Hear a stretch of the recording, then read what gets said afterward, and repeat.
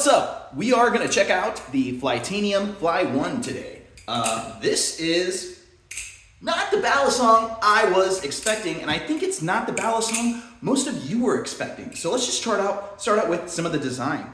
As you can see, this looks a lot like one of those Benchmade BM 60, 52, 41, whatever the frickin' numbers are. You all know what I'm talking about. I think the biggest difference between this and the Benchmade is that on the Benchmade, the dots don't go that way, they go that way. So that's really like the main difference that makes this totally not a clone, even though I think coming from Flytanium, it makes a little sense for them to borrow some of those design languages from Benchmade, given this was one of the first ones that they kind of like did mods for, was the Benchmade. So let's start out with why it is you're not hearing a whole lot about the Fly One and why no one really cares about this knife, even though this is the premium Balisong from Flytanium.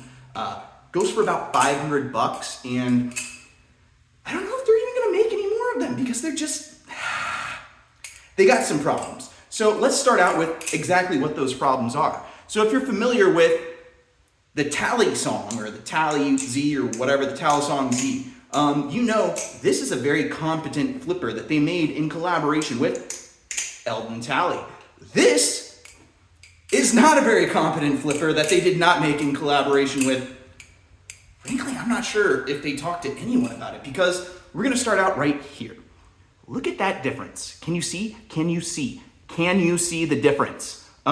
This pinches the hell out of you, just like the frickin' Lucha does, which is why we don't like the Lucha. This is nice and rounded, and it makes for a good experience when you're flipping, and it doesn't pinch you when you're doing just a basic open or a chaplain, which I can't do.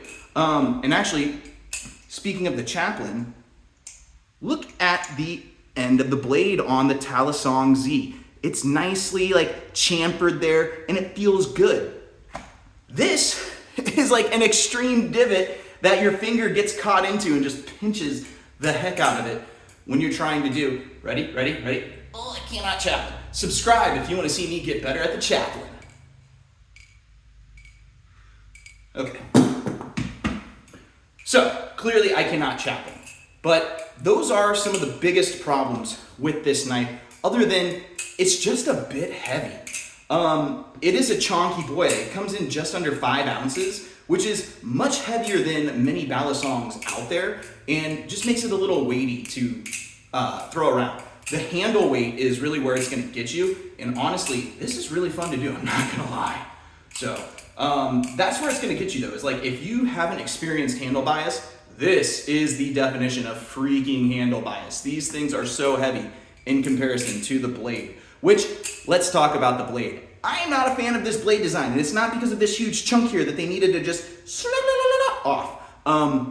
It looks kind of like a steak knife, which was the original design for the Flytanium, is more of like a steak knife design. I think they borrowed more from that than they did from this. Ooh, mail's coming. I think my confetti gaboon just got in the mail, so you might be getting another video later about that.